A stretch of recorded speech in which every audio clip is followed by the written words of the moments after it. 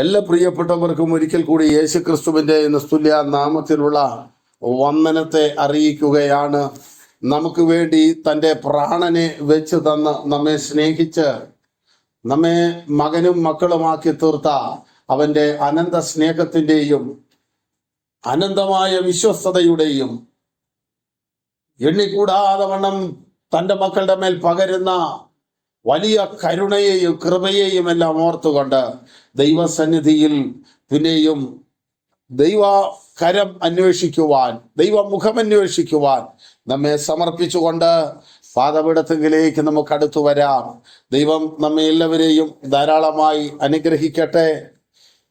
നെഹമ്യാവും മതിൽ പണിയും എന്ന വിഷയത്തോട് ബന്ധപ്പെട്ട് കർത്താവിൻ്റെ വചനത്തിൽ നിന്ന് ശുശ്രൂഷിപ്പാൻ കർത്താവിൻ്റെ സന്നിധിയിൽ ആഗ്രഹിക്കുന്നു.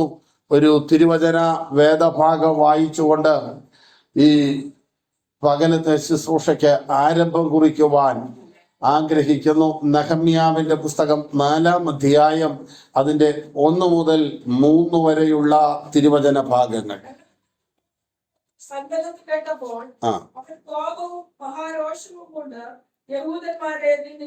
ഞങ്ങൾ മതിൽ പണിയുന്നു എന്ന് സൻബല്ലത്തും തോബിയാവും കേട്ടപ്പോൾ അവർക്ക് മഹാകോപവും രോക്ഷവും പൂണ്ട് യഹൂദന്മാരെ നിന്ദിച്ചു.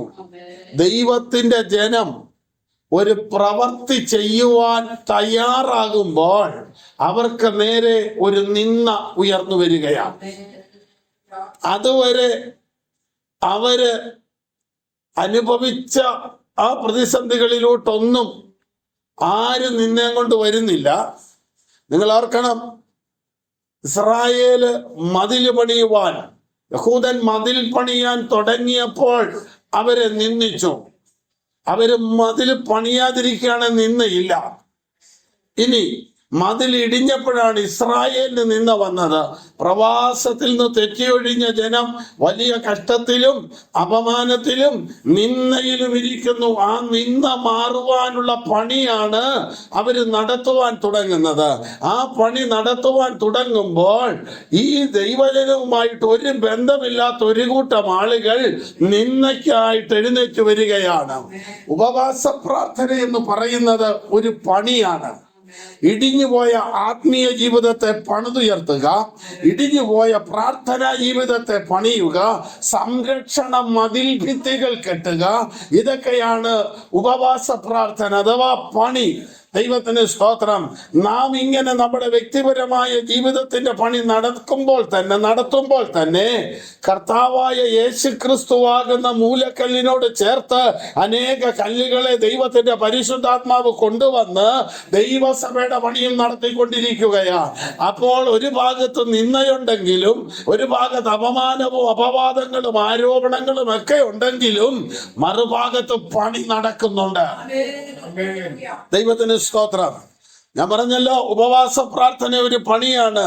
യെരൂശലേം ഞങ്ങൾ മതിൽ പണിയുവാൻ തുടങ്ങുന്നു എന്ന് കേട്ടപ്പോൾ സൻബല്ലത്തും തോബിയാവും വളരെ കോപവും മഹാരോഷവും കൊണ്ട് അവരെ നിന്ദിക്കുന്നു. പറയുന്നത് ഇതാണ്: ഈ ദുർബലന്മാർ എന്ത് ചെയ്യാൻ പോകുന്നു? ലോക ക്രൈസ്തവരെ നോക്കിയിട്ട്, ഇന്ത്യയിലുള്ള ക്രൈസ്തവരെ നോക്കിയിട്ട് സമൂഹം പറയുന്നൊരു വാക്കാണ് ഈ വാക്ക്. ദുർബലന്മാർ, നിസാരന്മാർ, ശതമാനത്തിൽ എണ്ണുവാൻ പോലും ഇല്ലാത്ത ഈ ദുർബലന്മാര് നോക്കിയാൽ ഇവിടെ എന്ത് ചെയ്യാനാ? 1, ഇവരെന്ത് ചെയ്യാൻ പോകുന്നു? 2, ഇവര് ചെയ്യാൻ ഞങ്ങൾ സമ്മതിക്കുവോ? അടുത്തത്, ഇവർ യാഗം കഴിക്കുവോ? യാഗം കഴിക്കുകയല്ല, ഇനി ഒരു ദിവസം കൊണ്ട് ഇവര് പണി തീർത്ത് കളയുമോ? അപ്പോൾ ഇവര് പറയുന്ന ഇതാണ്: ഇവരെന്ത് ചെയ്യാൻ പോകുന്നു? അവരെ സമ്മതിക്കുവോ? അവര് യാഗം കഴിക്കുമോ? അവരൊരു ദിവസം കൊണ്ട് പണിയുമോ? അടുത്തത്, തകർന്നു കിടക്കുന്ന ഈ ചണ്ടി കുമ്പാരത്തിൽ നിന്ന് അവർ കല്ലുകളെ ജീവിപ്പിക്കുമോ എന്നിങ്ങനെ സഹോദരന്മാരും യഹൂദാജനവും എല്ലാം കേൾക്കെ അവർ നിന്ദിക്കുകയാ. ഞാൻ ചോദിക്കുന്നത് ഇതാണ്, മതിലില്ലാതെ തുറന്നു കിടന്നാൽ ഇവർക്ക് എന്തോ നേട്ടം അതിനകത്തുണ്ടല്ലോ? അല്ലെങ്കിൽ പിന്നെ വല്ലവനും മതില് പണിയുന്നതിന് എന്നാന്ന്? ഇവരാരൊക്കെയാന്ന് വളരെ വ്യക്തമായി പറയുന്നുണ്ട് 3-ാം വാക്യത്തിൽ.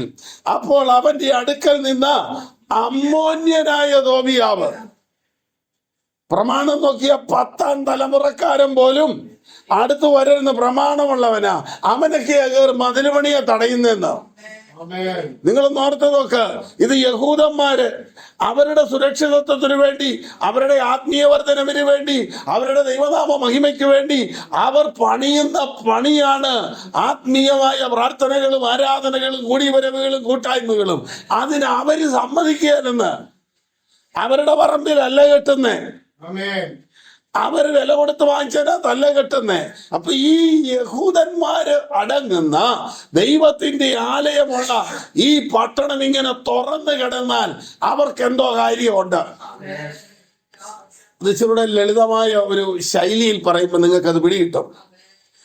എന്റെ വീടിന്റെ മുമ്പിൽ 1/2 ഏക്കർ സ്ഥലം മതിലും വേലിയില്ലാതെ കിടക്കുകയാണെങ്കിൽ അവിടെ വീഴുന്ന തെങ്ങും തേങ്ങായും മടലും എല്ലാം ആർക്കുള്ളതാ? നമുക്കുള്ളതാ.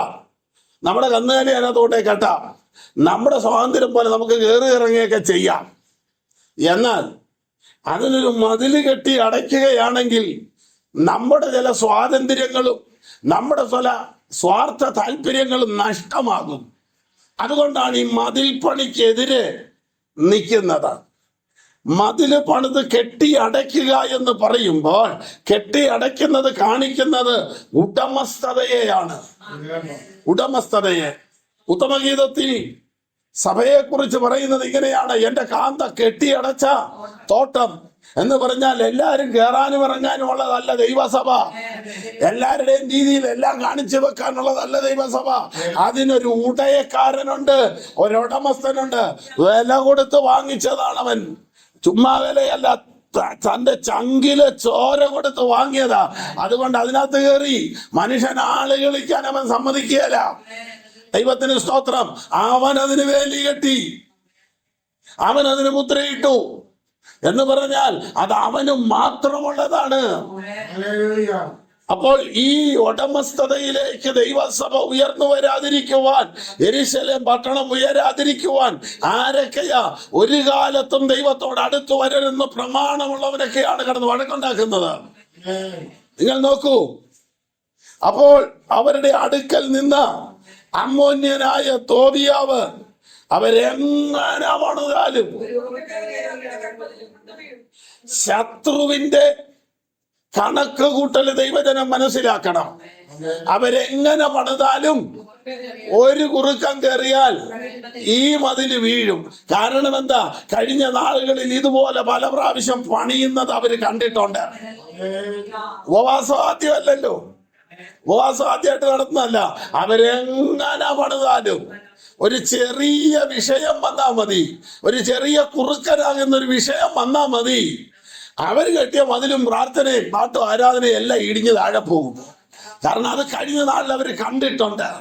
ഈ നിന്ദയുടെ നടുവിൽ നിന്നാണ് ഈ 6-ാം ദിവസം നാം പണിത് കയറ്റേണ്ടത്. ഈ വെല്ലുവിളിയുടെ നടുവിൽ നിന്നാണ്, ഈ കണക്ക് കൂട്ടലിന്റെ നടുവിൽ നിന്നാണ് നാം ഒരു പുതിയ പണിക്കായി എഴുന്നേൽക്കേണ്ടത്. എങ്ങനെ എഴുന്നേൽക്കും? സ്വർഗത്തിലെ ദൈവം കാര്യം സാധിപ്പിക്കും. അവന്റെ ദാസന്മാരായ നമ്മൾ എഴുന്നേറ്റു പണിയും. കർത്താവ് കാര്യം നടത്തുമ്പോൾ നാം ഒരു പണിക്കായി എഴുന്നേൽക്കും. ഈ പണി നടക്കുന്നത് ഓരോരുത്തരങ്ങ് പണിയല്ല, കൂട്ടായ ഒരു പണിയാണെന്ന് കാണുന്നുണ്ട്. എന്ന് പറഞ്ഞാൽ ശത്രു ഇന്ന് പറയുന്നത് ഇതാണ്: പെന്തക്കോസ്തിലെ ഏത് പണിയും ഒരു കുറുക്കം കയറിയ ഇടിയും, ഞങ്ങൾ കണ്ടിട്ടുണ്ട്. ഇലക്ഷന്റെ പേരിലും നേതൃത്വത്തിന്റെ പേരിലും കസേരയുടെ പേരിലും ആളുകൾ വലുതാകാൻ വേണ്ടിയും നിറത്തിന്റെ പേരിലും മണത്തിന്റെ പേരിലും ജാതിയുടെ പേരിലും ഒക്കെ കഴിഞ്ഞ നാളുകളിൽ പണിതുയർത്തിയ ഈ മതിൽ ഇടിഞ്ഞു കിടക്കുന്നത് ഈ അമ്മോന്യനായ തോബിയാവ് കണ്ടിട്ടുണ്ട്.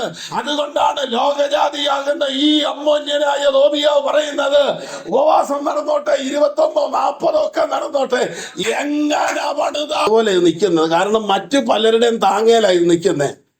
ചില പുള്ളികൾ സഭയ്ക്കകത്ത് അങ്ങനെ അപ്പനും മക്കളും എല്ലാം പ്രാർത്ഥിക്കുന്നതിന്റെ പച്ചയിൽ അങ്ങ് കയറി നിൽക്കുന്നെന്നുള്ളതേ ഉള്ളൂ. അടി വിട്ടു നിൽക്കുക, ചോട് പറഞ്ഞു നിൽക്കുവാന്ന്.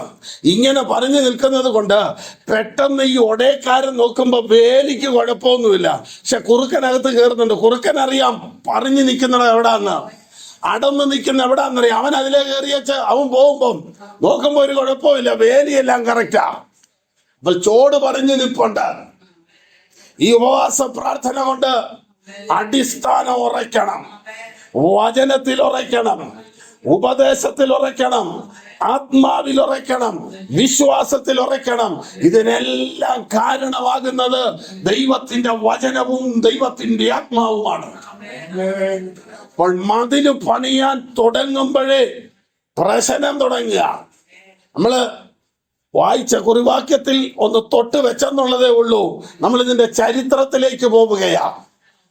യഹൂദ രാജാവായ സിദക്കിയാവ് എന്ന് പറയുന്ന രാജാവാണ് യഹൂദയിലെ ഏറ്റവും ഒടുവിലത്തെ രാജാവ്. നെബൂഖദ്നേസർ രാജാവ് ഇസ്രായേലിനോട് യുദ്ധം ചെയ്തു വന്ന് സിദക്കിയാവിന്റെ കണ്ണു കുത്തിപ്പൊട്ടിച്ച് ചെമ്പു ചെങ്ങലകളാൽ ബന്ധിച്ച് അവനെ ബാബേലിലേക്ക് കൊണ്ടുപോയി. ആ ബാബേലിലേക്ക് സിദക്കിയാവിനെ കൊണ്ടുപോയതോടുകൂടെ യഹൂദയിലെ രാജഭരണത്തിന് തിരശീല വീണു. ദൈവത്തിന്റെ ജനമായ ഇസ്രായേലിനെ 3 പ്രാവശ്യം ബാബേൽക്കാർ വന്ന് ആക്രമിച്ചു. 3 പ്രാവശ്യം അവരെ പിടിച്ചോണ്ടുപോയി. അവർ മടങ്ങി വന്നതും 3 പ്രാവശ്യമായിട്ടാണ്. സെരുബാബേലിന്റെ നേതൃത്വത്തിൽ, എസ്രായുടെ നേതൃത്വത്തിൽ, നെഹമ്യാവിന്റെ നേതൃത്വത്തിൽ. സെരുബാബേലിന്റെ നേതൃത്വത്തിൽ അവർ മടങ്ങി വരുമ്പോൾ പണ്ട് അവിടെ ആലയത്തിന് തീ വെച്ച് കൊണ്ടുപോയ പാത്രങ്ങളും കൊണ്ടുവന്നു. എസ്രായുടെ നേതൃത്വത്തിൽ വരുമ്പോൾ ആലയം പണിയാനുള്ള ക്രമീകരണമായിട്ട് വന്നു. നെഹമ്യാവിന്റെ കാലമായപ്പോൾ പൊളിഞ്ഞത് പണിയാൻ വേണ്ടി വരികയാണ്.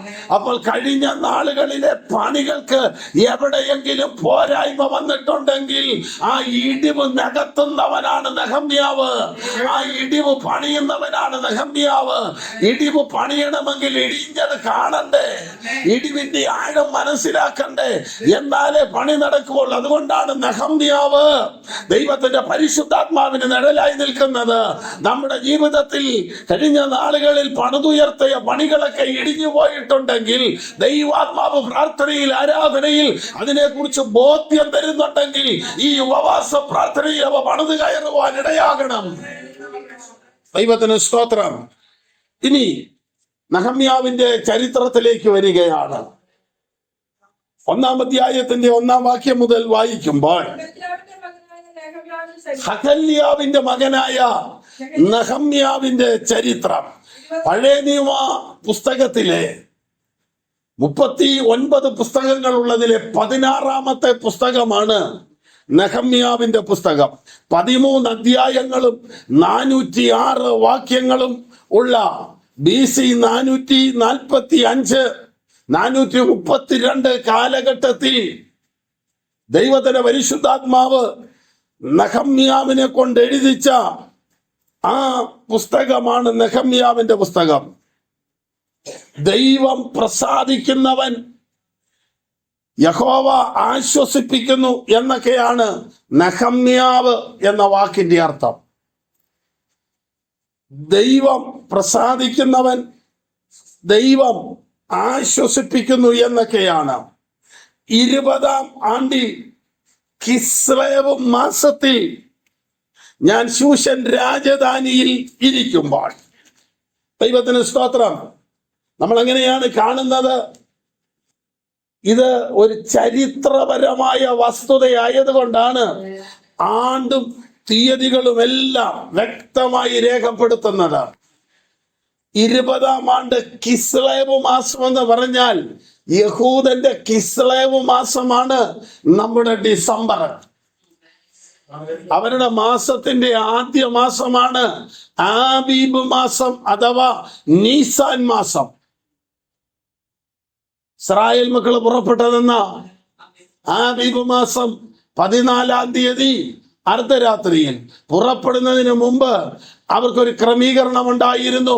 ഈ മാസം നിങ്ങൾക്ക് മാസങ്ങളുടെ ആദ്യ മാസമായി എന്ന് പറഞ്ഞാൽ അവർ പുറപ്പെടുന്നതിന് ദിവസങ്ങൾക്ക് മുമ്പേ മരിക്കേണ്ട ആടിനെ വേർതിരിച്ചു എന്ന് പറഞ്ഞാൽ ദൈവജനം പാപത്തിന്റെ നാടായ മിസ്രയീമിൽ നിന്ന് വിട്ടു പുറപ്പെടുന്നതിന് മുമ്പേ തന്നെ ദൈവം അവരുടെ വിടുതലിനുള്ള ആടിനെ ഒരുക്കി. ഉലകം പാപത്തിലേക്ക് പോയപ്പോൾ പാപത്തിൽ നിന്ന് വിടുതൽ പ്രാപിക്കുവാനുള്ള ആടിനെ ദൈവ മാനവവർഗത്തിന് വേണ്ടി നേരത്തെ ഒരുക്കി വെച്ചതുപോലെ അപ്പൊ 20-ാം ആണ്ട് കിസ്ലേവ് മാസം ഞാൻ ശൂഷൻ രാജധാനിയിൽ ഇരിക്കുമ്പോൾ എന്റെ സഹോദരന്മാരിൽ ഒരുത്തനായ ഹനാനിയും യഹൂദയിൽ നിന്ന് ചില പുരുഷന്മാരും വന്നു. ഞാൻ അവരോട്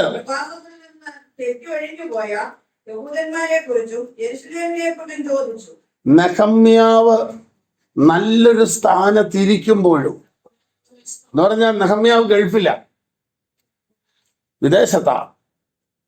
അവിടെ രാജ കൊട്ടാരത്തിലെ നല്ലൊരു ജോലിയിലിരിക്കുക. അവിടെ ഇരിക്കുമ്പോഴും തൻ്റെ കൂട്ടക്കാരും കുടുംബക്കാരും സുഖമായിട്ടിരിക്കുന്നതെന്നല്ല നെഹമ്യാവ് ചോദിക്കുന്നത്. തൻ്റെ ജനത്തെ മൊത്തത്തിൽ ഇവിടുന്ന് പോയ പ്രിയപ്പെട്ടവർ അവിടെയുള്ളവർ എങ്ങനെ ഇരിക്കുന്നു എന്ന് ചോദിച്ചു. അതിന് അവർ അവനോട് പ്രവാസത്തിൽ നിന്ന് തെറ്റിയൊഴിഞ്ഞു പോയ ജനം ആ ശേഷിപ്പ് അവിടെ ഇപ്പോൾ എങ്ങനെയാ? മഹാകഷ്ടത്തിൽ അപമാനത്തിൽ ഇരിക്കുന്നു. അടുത്തത് യെരുശലേമിന്റെ മതിൽ ഇടിഞ്ഞു, വാതിലുകൾ തീ വെച്ച് ചുട്ടു.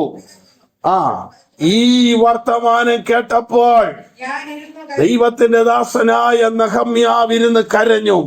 നെഹമ്യാവിനെ കരയിച്ചത് തന്റെ ജനത്തിന്റെ കഷ്ടത, തന്റെ ജനത്തിന്റെ നിന്ന, യെരുശലേമിന്റെ വാതിലുകൾ തീ കൊണ്ട് വെന്തത്, പിതാക്കന്മാരുടെ കല്ലറകളുള്ള പട്ടണത്തിന്റെ മതിൽ ഇടിഞ്ഞത്.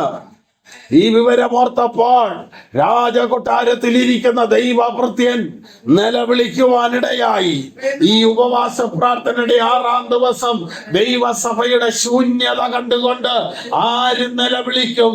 കഴിഞ്ഞ നാളുകളിൽ ആലയത്തിൽ സ്ഥലം ഇല്ലാതെ വണ്ണം നിറഞ്ഞ് പുറത്തു നിന്ന് ആരാധിച്ചു കൊണ്ടിരുന്ന ആ ഇന്നലകളെ തിരിച്ചറിഞ്ഞിട്ട് ഇന്ന് ദൈവസഭ മഹാനിന്ദയിലായിരിക്കുന്നു, കഷ്ടതയിലായിരിക്കുന്നു. അതിന്റെ ആത്മീയ നിലവാരങ്ങൾ ഇടിഞ്ഞിരിക്കുന്നെന്ന് തിരിച്ചറിഞ്ഞ് ദൈവസഭയെ ഓർത്ത് ആര് കരയാൻ തയ്യാറാകും? ഈ കരയുന്നവനെ കൊണ്ട് എന്റെ ദൈവം പണിയിക്കും. ദൈവത്തിന് സ്തോത്രം. കരയാൻ ആര് തയ്യാറാകും? സഭയെ ഓർത്ത്, കുടുംബങ്ങളെ ഓർത്ത്, നശിച്ചു പോകുന്ന ജീവിതങ്ങളെ ഓർത്ത്, ദേശത്തെ ഓർത്ത്, ആത്മാക്കളെ ഓർത്ത് കരയാൻ തയ്യാറുള്ള നെഹമ്യാവുമാരെ ദൈവസഭയ്ക്കകത്ത് പരിശുദ്ധാത്മാവ് തേടിക്കൊണ്ടിരിക്കുകയാണ്. നിലവിളിക്കുന്ന ആത്മാക്കൾക്ക് വേണ്ടി കരയുന്ന, ജാഗരിക്കുന്ന ആത്മാക്കൾക്ക് വേണ്ടി കരയുവാൻ, നെടുമ്പാട് വീഴുവാൻ, നിന്ന മാറണമെന്ന അവനോടെ ആഗ്രഹത്തോടെ കർത്താവിന്റെ സന്നിധിയിൽ പ്രാർത്ഥിക്കുന്ന ദൈവജനത്തെ പരിശുദ്ധാത്മാവ് തേടുകയാണ്. അവരെ കൊണ്ടാണ് കർത്താവ് സഭയുടെ പണി നടത്തുന്നത്. അവരെ കൊണ്ടാണ് ദൈവം ദേശത്തിന്റെ നിന്ദ അകറ്റുവാനിടയാക്കുന്നത്. ദൈവത്തിന് സ്തോത്രം. നാം ഉൾപ്പെട്ട് നിൽക്കുന്ന നമ്മുടെ ദേശത്ത്, നാം താമസിക്കുന്ന നമ്മുടെ ഭവനം, നാം പാർക്കുന്ന ആ ദേശത്ത് ദൈവത്തിന്റെ നാമത്തിന്റെ മഹത്വത്തിനായി, ഒരു വലിയ പണിക്കായി, കർത്താവിന്റെ നാമത്തെ നിന്ദിക്കുന്നവരുടെ നടുവിൽ നിന്നെ അകറ്റി പണിത് കയറുവാൻ വേണ്ടി ഒരു നെഹമ്യാവിനെ പോലെ നിന്റെ കുടുംബത്തെ ദൈവമാക്കിയിരിക്കുന്നെങ്കിൽ ആ ദേശത്ത് ദൈവത്തിന്റെ നാമ മഹിമയ്ക്കായി നിലനിൽക്കേണ്ട നമ്മുടെ ജീവിതം, നമ്മുടെ പ്രാർത്ഥന, നമ്മുടെ ആരാധന, നമ്മിലുള്ള ദൈവ സാന്നിധ്യത്തിന്റെ മതില് ഇടിഞ്ഞാണ് കിടക്കുന്നതെങ്കിൽ ആദ്യ പണി നമ്മിൽ തുടങ്ങട്ടെ, ആദ്യ പണി നമ്മിൽ ആരംഭിക്കട്ടെ. ഹല്ലേലൂയ. നെഹമ്യാവ് കരഞ്ഞു.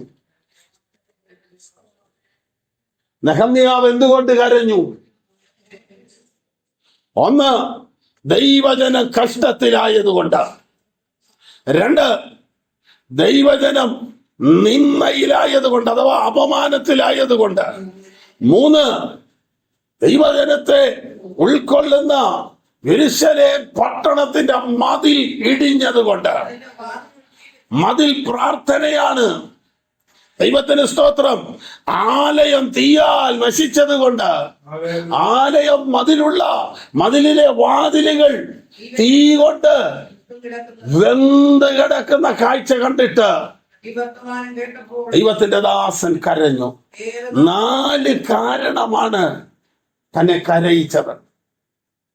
ആലയത്തിന്റെ അവസ്ഥ, ദൈവജനത്തിന്റെ അവസ്ഥ, ദൈവത്തിന്റെ ജനത്തിന്റെ നിന്ന, അവരുടെ മേൽ വന്ന വെല്ലുവിളികൾ, അവരുടെ മേൽ വന്ന പോരാട്ടങ്ങൾ, ഇതെല്ലാം കർത്താവിന്റെ ദാസനെ കരയിക്കുവാനിടയായി. ഇത് കുറച്ച് ദിവസമൊന്നുമല്ല, ഞാൻ ഇരുന്ന് കരഞ്ഞു. ദൈവത്തിന് സ്തോത്രം. കുറെ നാള് ദുഃഖിച്ചു, ഉപവസിച്ചും സ്വർഗത്തിലെ ദൈവത്തോട് പ്രാർത്ഥിച്ചു. അപ്പോൾ എന്തൊക്കെ നടക്കുന്നുണ്ട്? നിലവിളി, ഉപവാസം, പ്രാർത്ഥന. ഇത് വേദപുസ്തകത്തിന്റെ വ്യവസ്ഥയാ. യോവേൽ പ്രവചനത്തിലേക്ക് വരാം. ഇപ്പോഴെങ്കിലും കരച്ചിലോടും വിലാപത്തോടും നിലവിളിയോടും കൂടെ നിങ്ങളുടെ ദൈവമായ യഹോവയിലേക്ക് തിരിവീൻ. ദൈവത്തിന് സ്തോത്രം. അപ്പോൾ ദൈവജനത്തിന്റെ നടുവിൽ ഒരു പണി നടക്കണമെങ്കിൽ, നിന്ന മാറണമെങ്കിൽ, ആത്മാക്കൾ കടന്നു വരണമെങ്കിൽ, വിഷയത്തിന് പരിഹാരമുണ്ടാകണമെങ്കിൽ, സ്ഥിതി മാറണമെങ്കിൽ ഒരു നിലവിളി ഉയരണം. ദൈവത്തിന് സ്തോത്രം. ജീവിതങ്ങളിൽ നിന്ന് ഒരു നിലവിളി ഉയരണം. അടുത്തത് ദൈവജനത്തിന്റെ നടുവിൽ നിന്ന് പ്രാർത്ഥന ഉയരണം. മറ്റൊന്ന്, ദൈവജനത്തിന്റെ നടുവിൽ നിന്ന് ഉപവാസം ഉയരണം. ദൈവത്തിന് സ്തോത്രം.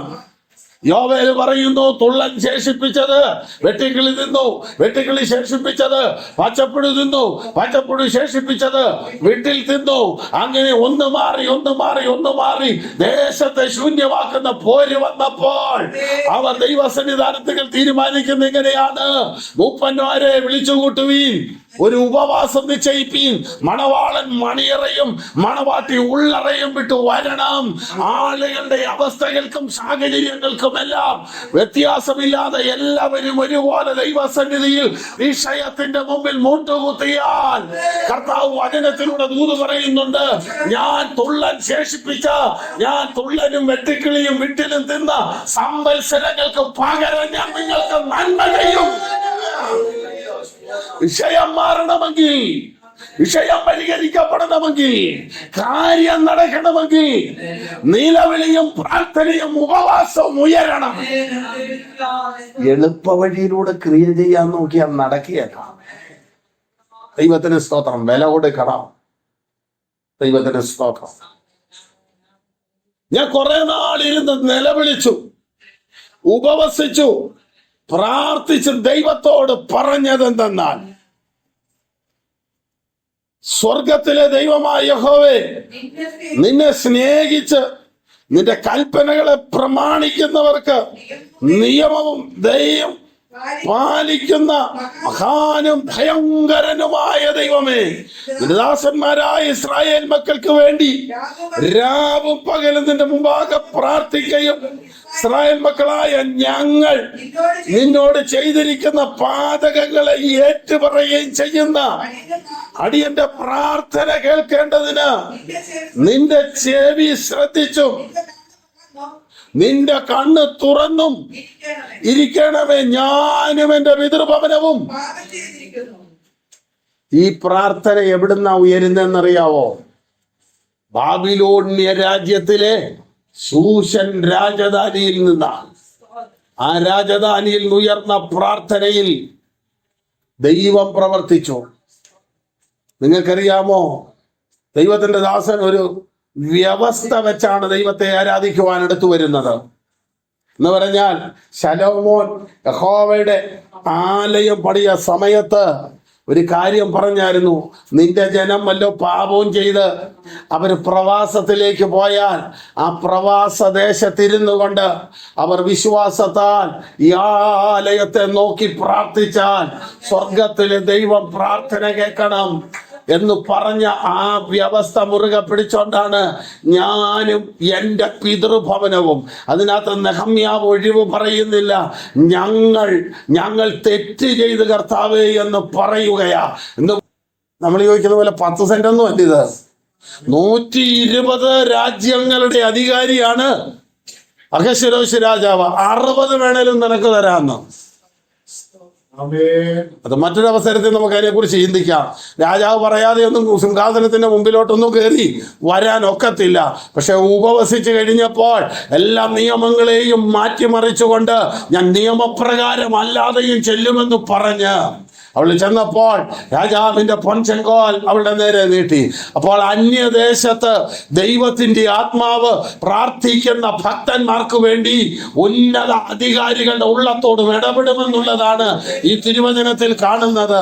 അഹശ്വേരോശ് രാജാവിന്, അർത്ഥകശഷ്ട രാജാവിന്റെ ഉള്ളത്തെ ചലിപ്പിക്കുവാൻ നെഹമ്യാവ് എന്ന ഏക മനുഷ്യൻ മുട്ടുകുത്തുവാൻ തയ്യാറായപ്പോൾ രാജ്യത്തിന്റെ അധിപതിയുടെ ഹൃദയം ദൈവഭാഗത്തേക്ക് തിരിഞ്ഞു വന്നു.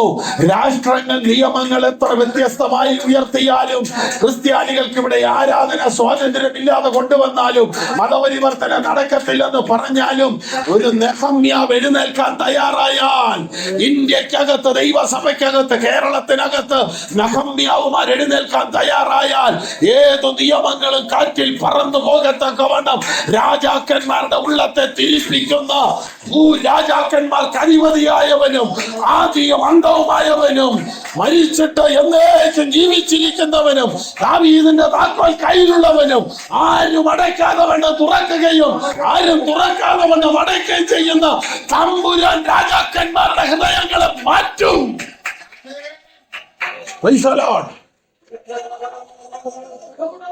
ഈ ജാർഖണ്ഡിലും ഛത്തീസ്ഗഡിലും ഒക്കെ ഒറീസയിലും ഒക്കെ പ്രശ്നം ഉണ്ടാകുന്നത് എന്തിനാണെന്നറിയാമോ? എത്ര നെഹമ്യാവുമാരുണ്ടെന്നറിയാനാ. കരയുന്ന ഹമാസിന്റെ അവിടെ ഗാസയില് ഇസ്രായേല് ഉപദ്രവം തുടങ്ങിയപ്പോൾ ഒത്തിരി പേര് ഗാസ വിട്ട് പോയി. അതുപോലെ ഇപ്പൊ നോർത്ത് ഇന്ത്യയിൽ ഉപദ്രവം തുടങ്ങിയപ്പോൾ ഒത്തിരി ദൈവദാസന്മാർ അവിടം വിട്ട് കേരളത്തിലോട്ട് ചേക്കേറാൻ തുടങ്ങി. ദൈവത്തിന് സ്തോത്രം. എന്നാൽ ഈ വെല്ലുവിളികളുടെ നടുവിൽ നിന്ന് പ്രാർത്ഥിക്കുന്ന നെഹമ്യാവുമാരുടെ മേലാണ് വലിയൊരു വ്യതിയാനത്തോടെ ദൈവപ്രവൃത്തി നടത്തുന്നത്. ദൈവത്തിന് സ്തോത്രം. ഉപവസിച്ച് പ്രാർത്ഥിച്ച് രാജാവിന്റെ മുമ്പിൽ നിൽക്കുക. രാജാവ് അഹശ്വേരോശ് രാജാവ് അർത്ഥകശഷ്ട രാജാവിന്റെ ഹൃദയത്തിൽ ദൈവത്തിന്റെ ആത്മാവ് പ്രവർത്തിക്കാൻ തുടങ്ങി. നീ പ്രാർത്ഥിച്ചിട്ട് അസാധ്യമെന്ന് തോന്നുന്ന വിഷയത്തിന്റെ മുമ്പിലും നീ ചുവടെടുത്ത് വെക്ക്. നീ കരഞ്ഞത് ദൈവം മുമ്പാകെയാണെങ്കിൽ, നീ ഉപവസിച്ച ദൈവം മുമ്പാകെയാണ്, പ്രാർത്ഥിച്ചത് ദൈവം മുമ്പാകെയാണെങ്കിൽ നിനക്കൊരു ഉപജീവനത്തിനുള്ള വഴി തുറക്കാതിരിക്കയില്ല.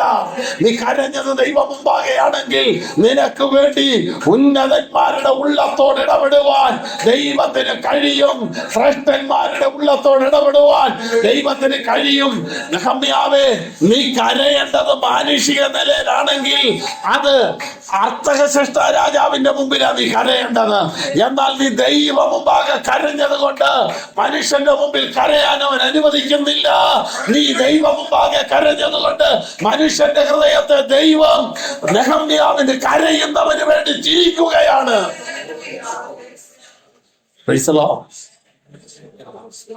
നിങ്ങൾ നോക്കൂ, ഇങ്ങനെ രാജാവ് ദൈവസന്നിധാനത്തെങ്കിൽ നെഹമ്യാവിനോട് ചോദിക്കുമ്പോൾ ചോദിക്കുന്ന വിഷയത്തിന് സ്വർഗത്തിലെ ദൈവത്തോട് അവൻ പ്രാർത്ഥിച്ചു. ഞാൻ നിനക്ക് എന്നെ ചെയ്യണം, നിന്റെ അപേക്ഷ എന്താന്ന് ചോദിച്ചപ്പോ നെഹമ്യാവ് ചാടിക്കേറി കാര്യം പറയല്ല, ഞാൻ പ്രാർത്ഥിച്ചു. ഉണ്ടോ? നീ പ്രാർത്ഥിച്ച ഒരു കാര്യം തുടങ്ങുന്നതെങ്കിൽ, നീ പ്രാർത്ഥിച്ച ഒരു ചുവട് വെക്കുന്നതെങ്കിൽ, അത് എത്ര എതിർപ്പ് കാണിക്കേണ്ട രാജാവാണെങ്കിലും അതിൻ്റെ മേൽ ഇടപെടും, ദൈവം ഇടപെടും. നിന്റെ അപേക്ഷ എന്താ? ഒറ്റ വാക്കി പറയാനുള്ളതേ ഉള്ളൂ. പക്ഷേ നെഹമ്യാവ് പ്രാർത്ഥിച്ചു. ഈ പുസ്തകത്തിന്റെ ഒരു പ്രത്യേകത എന്താണെന്നറിയാവോ? നെഹമ്യാവിന്റെ പുസ്തകം പ്രാർത്ഥനയിൽ തുടങ്ങി 13-ാം അധ്യായം പ്രാർത്ഥനയിൽ അവസാനിക്കുന്നു. മറ്റൊരു പ്രത്യേകത, ഇത് കരച്ചിലാണ് ആദ്യം കാണുന്നത്. കരച്ചിലിൽ തുടങ്ങിയിട്ട് പ്രാർത്ഥനയിൽ ചെന്ന് അവസാനിപ്പിക്കുക. നിന്റെ സങ്കടങ്ങൾ പ്രാർത്ഥനകളായി മാറുകയാണെങ്കിൽ, നിന്റെ തകർച്ചകൾ, വേദനകൾ, അവഗണനകൾ, ഒറ്റപ്പെടലുകൾ, നിരാശകൾ പ്രാർത്ഥനകളായി മാറിയാൽ ഇതിനിടയിൽ ഒരു പണി ഉണ്ടെന്നുള്ളത് മറന്നു പോകരുത്. ദൈവത്തിന് സ്തോത്രം. നമ്മുടെ കർത്താവ് സകലത്തിനും മതിയായ ദൈവമാണ്. ദൈവത്തിന് സ്തോത്രം. ഉടനെ നെഹമ്യാവ് സ്വർഗത്തിലെ ദൈവത്തോട് പ്രാർത്ഥിച്ചിട്ട് രാജാവിന് തിരുവുള്ളമുണ്ടായി, അടിയന് തിരുമുമ്പിൽ ദയ ലഭിച്ചു എങ്കിൽ അടിയന് എന്റെ പിതാക്കന്മാരുടെ കല്ലറകളുള്ള പട്ടണത്തിലേക്ക് അത് പണിയേണ്ടതിന് എന്ന് അപേക്ഷിച്ചു. ഈ പ്രാർത്ഥനയ്ക്കകത്ത് ഒരു പ്രത്യേകതയുണ്ട്, ഒരു സാമ്യമുണ്ട്, ഒരു സിമിലാരിറ്റി ഉണ്ട്. എസ്തേറിന്റെ പ്രാർത്ഥനയ്ക്കും ഈ നെഹമ്യാവിന്റെ പ്രാർത്ഥനയ്ക്കും. ഇവര് രണ്ടുപേരും ബാബിലോണിലാണ്, രാജാവിന്റെ മുമ്പിലാണ്. അപ്പൊ അവിടുത്തെ പ്രാർത്ഥനയ്ക്ക് ഒരു പ്രത്യേകതയുണ്ടല്ലോ. നമ്മൾ എല്ലാ പ്രാർത്ഥനയും പ്രാർത്ഥന പോലെ അങ്ങ് പ്രാർത്ഥിക്കുകയല്ല, ചില വിഷയത്തിന് പ്രാർത്ഥിക്കുന്നതിൻ്റെ വ്യത്യാസമുണ്ടല്ലോ. എസ്തേറിന്റെ പ്രാർത്ഥനയൊന്ന് നോക്കാം നമുക്ക് എങ്ങനെയാന്ന്. ദൈവത്തിന് സ്തോത്രം. രാജാവിന്റെ മുമ്പിൽ കാര്യം അവതരിപ്പിക്കുന്നത് എങ്ങനെയാന്ന് നോക്ക്. 5:3 എസ്തേർ.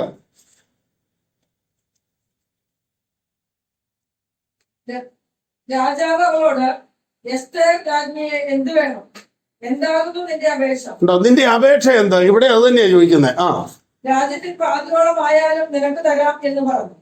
അതിന് എസ്തേർ, രാജാവിന് തിരുവുള്ളമുണ്ടായിട്ട്. ഉണ്ടോ? അപ്പുറത്തും അത് തന്നെയാ പറയുന്നത്, രാജാവിന് തിരുവുള്ളമുണ്ടായിട്ട് ഞാൻ ഒരുക്കിയിരിക്കുന്ന വിരുന്നിന് രാജാവും ഹാമാനും ഇന്ന് വരേണം. ഞാൻ ഒരുക്കിയിരിക്കുന്ന വിരുന്നിന് രാജാവും ഹാമാനും ഇന്ന് വരണം എന്ന് പറഞ്ഞു. ദൈവത്തിന് സ്തോത്രം. അപ്പോൾ ഇനി ഈ പ്രാർത്ഥനയുടെ അടുത്ത ഭാഗം കൂടെ നമുക്ക് കാണുവാൻ കഴിയുന്നുണ്ട്. 7:2.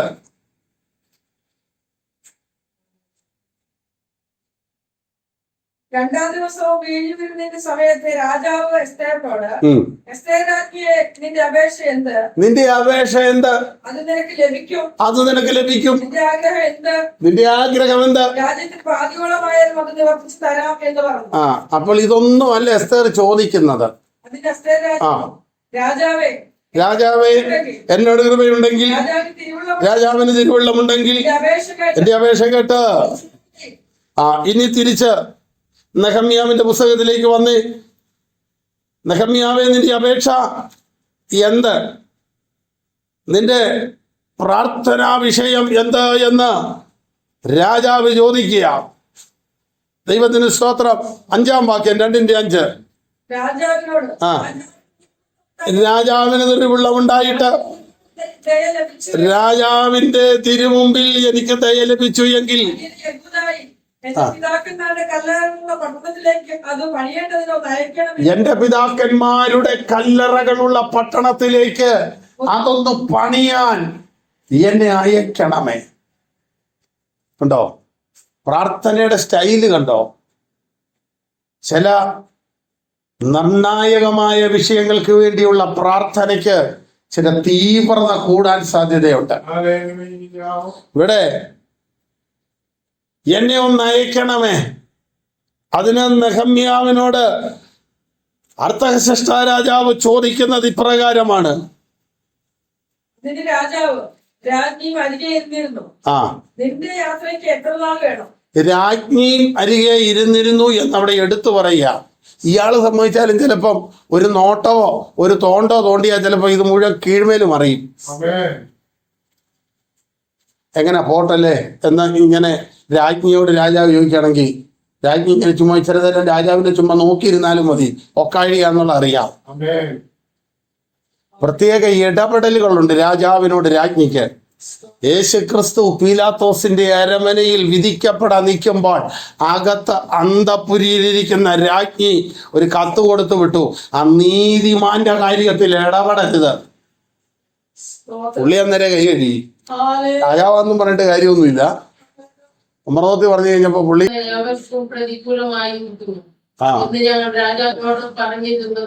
ദൈവത്തിന്റെ കൈ അവനെ അന്വേഷിക്കുന്നവർക്ക് അനുകൂലമായും അവനെ ഉപേക്ഷിക്കുന്ന ഏവർക്കും പ്രതികൂലമായും ഇരിക്കും. അതറിയാവുന്ന എസ്ര ഉപവസിച്ചു പ്രാർത്ഥിച്ചപ്പോൾ എസ്രായുടെ വഴിയുടെ മുമ്പിൽ ആരാ ഉള്ളതെന്നറിയാവോ? 31 വാക്യത്തിൽ കാണുന്നുണ്ട്, പതിയിരിക്കുന്ന ശത്രു. പതിയിരിക്കുന്ന എന്ന് പറഞ്ഞാൽ മാനുഷിക കണ്ണിന് മറഞ്ഞിരിക്കുന്ന ഒരു പോരാണ് അവന്റെ യാത്രയിലുള്ളത്. കാരണം അവൻ കൊണ്ടിരുന്ന എന്നതാ വിലയേറിയ ഉപകരണങ്ങളാ. ദൈവസന്നിധിയിൽ നിൽക്കുന്ന ദൈവ പൈതലിന് ദൈവം കൊടുത്തിരിക്കുന്ന വിലയേറിയ ഉപകരണങ്ങളാണ് ദൈവത്തിന്റെ കൃപാവരങ്ങൾ. അത് പിടിച്ചു പറിക്കുന്നവൻ പതിയിരിക്കുക, പതിയിരിക്കുന്ന ശത്രുവിന്റെ കയ്യിൽ നിന്ന് പോരുക. നെഹമ്യാവ് പോരുന്നതോ പതിയിരിക്കുന്നയാളല്ല, ലക്ഷ്യത്തെ തകർക്കുന്ന ഒരു ദേശാധിപതിയാ ഉള്ളത്. അവനെ തകർക്കണമെങ്കിൽ ഒരനുവാദം വേണം, ഒരു അധികാരം വേണം. ആ അധികാരം കിട്ടണമെങ്കിൽ ദൈവസന്നിധിയിൽ ഉപവസിക്കണം.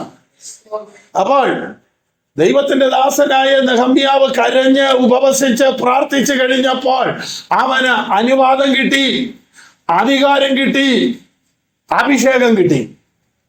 ഇത് മൂന്നുമായിട്ടാണ് നെഹമ്യാവ് വരുന്നത്. ഈ മൂന്നും ഇല്ലെങ്കിൽ യെരുശലേമിൽ ഒരു പണി നെഹമ്യാവിനെ കൊണ്ട് ചെയ്യാൻ ഒക്കത്തില്ല. ദൈവത്തിന് സ്തോത്രം. നെഹമ്യാവിനെ കാശ് കൊടുത്ത് അടിപ്പിക്കാൻ നിർത്തിയ ആളുകൾ അവിടെ ഉണ്ടായിരുന്നു. വീട്ടിൽ വിളിച്ചു വരുത്തി നമുക്ക് പ്രശ്നം പറഞ്ഞു തീർക്കാമെന്നും പറഞ്ഞ് വീട്ടിൽ വിളിച്ചു വരുത്തി അടി കൊടുക്കുന്നവര് ഇന്നത്തെ പോലെ തന്നെ അന്നും ഉണ്ടെന്ന്. കാശ് കൊടുത്ത് ദൂത് പറയിച്ചവരുണ്ട്, കള്ളപ്രവചനം നടത്തിയവര്. ഇതൊന്നും ഇന്ന് തുടങ്ങിയതല്ലെന്ന്. ആരെങ്കിലും ദൈവത്തെയും ദൈവാലയത്തെയും തൊട്ട് പണിയാൻ, അതിൻ്റെ ഇടിവൊന്ന് മാറ്റാൻ, അതിൻ്റെ അവസ്ഥയ്ക്ക് ഒരു വ്യത്യാസം വരുത്താൻ ആരിറങ്ങിയിട്ടുണ്ടോ അവന് നേരെ തിരിയും ആളുകൾ. ഇത് കഴിഞ്ഞിട്ട് ഇല്ലാവചനം എഴുതി അയച്ചിട്ടുണ്ട്. ഇന്ന് പിന്നെ എഴുതേണ്ട ആവശ്യമില്ലല്ലോ, കംപ്ലീറ്റ് മൊബൈലല്ലേ, അങ്ങോട്ട് വിളിച്ചങ്ങോട്ട് പറയല്ലേ. അപ്പൊ ഇതൊക്കെ അന്ന് മുതലേ ഉണ്ടെന്ന്. പിന്നെ നീ പണിയുവോ, കാണിച്ചു തരാം, ഭീഷണി. അതുകൊണ്ട് ഇപ്പൊ ഇതിനെയെല്ലാം അതിജീവിക്കണമെങ്കിൽ ഒരഭിഷേകം വേണം. ഈ തടസ്സങ്ങളെല്ലാം തീരണമെങ്കിൽ ഒരധികാരം വേണം. ഇതിനായിട്ട് പുറപ്പെടണമെങ്കിൽ ഒരനുവാദം വേണം. അനുവാദമുണ്ട്, അധികാരമുണ്ട്, അഭിഷേകമുണ്ട്. ഈ അഭിഷേകത്തിന്റെ പ്രത്യേകത എന്താണെന്നറിയാമോ? അധികാരത്തെക്കാളും വലുതാണ് അഭിഷേകം. അധികാരം ഭൂമിയിലെ കാര്യങ്ങളെ ചെയ്യാനാണെങ്കിൽ അഭിഷേകം അതിനായി ചില ഹൃദയങ്ങളെ ഒരുക്കുന്നതാണ്. എത്ര എതിര് നിൽക്കുന്നവനെയും അനുകൂലമായിട്ട് തിരിപ്പിക്കാൻ കഴിയുന്നതാണ് അഭിഷേകം. ദൈവം നമ്മുടെ മേൽ അതാ പകർന്നിരിക്കുന്നത്. ദൈവത്തിന് സ്തോത്രം. അങ്ങനെ നെഹമ്യാവ് അവിടുന്ന് പോരുക. ദൈവത്തിന് സ്തോത്രം. 2-ാം അധ്യായത്തിന്റെ ഒടുവിലേക്ക് വരുമ്പോൾ എന്റെ ദൈവത്തിന്റെ ദയയുള്ള കൈ എനിക്ക് അനുകൂലമായിരുന്നത് കൊണ്ട് രാജാവ് അതെനിക്ക് തന്നു. അങ്ങനെ ഞാൻ നദിക്കക്കരെയുള്ള ആളുടെ അടുക്കലേക്കൊക്കെ ഇങ്ങനെ പോന്ന് അധികാരമായിട്ട് അവിടുന്ന് പോന്നപ്പോഴേ പ്രശ്നം തുടങ്ങിയെന്ന് കണ്ടോ. 10-ാം വാക്യം വായിച്ചു നോക്കിയാൽ 2:10.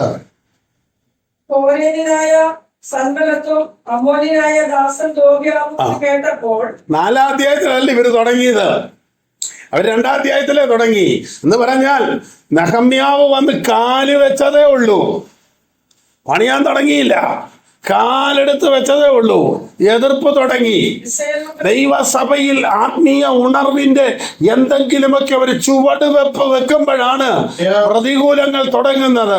അത് ബൈബിൾ ക്ലാസും കൺവെൻഷനും ഉണർവിന്റെ 21 ദിവസം ഉപവാസ പ്രാർത്ഥനകളുമൊക്കെ ദൈവസഭയുടെ പണിക്ക് വരുന്ന കാര്യങ്ങളാ, ആത്മീയ പണികളാ. അതിന് കാലെടുത്ത് വെക്കുമ്പോഴാണ് പ്രശ്നം തുടങ്ങുന്നത്. ഹോരോന്യനായ സൻബല്ലത്തും അവന്റെ ദാസൻ അമ്മോന്യനായ തോബിയാവും കൂടെ പറയുന്നത് എന്നതാ, ഇസ്രായേലിനെ കൊണം വരുത്താൻ. ഒരാൾ വന്നിട്ട് ആ, അങ്ങനെ തന്നെ എഴുതിയേക്കുന്നേ. ഇസ്രായേൽ മക്കൾക്ക് ഗുണം ചെയ്യുവാൻ ഒരാള് വന്നത്. അവർക്ക് ഏറ്റവും അനിഷ്ടമായി. ആ, ഇയാൾക്ക് ഇവിടെ 4 വർഷത്തെ സർവീസ് അല്ലേ ഉള്ളൂ, ഞങ്ങളിവിടെ 25 വർഷമായിട്ട് ഇവിടെ ഉള്ളവരാ. ഉദ്ദേശിക്ക് 4 വർഷത്തെ സർവീസേ ഉള്ളൂ.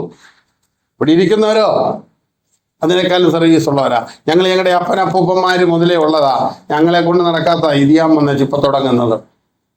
ഈ ആത്മാവേദാ, സൻബല്ലത്തിന്റെ ആത്മാവാ, തോബിയാവിന്റെ ആത്മാവാ.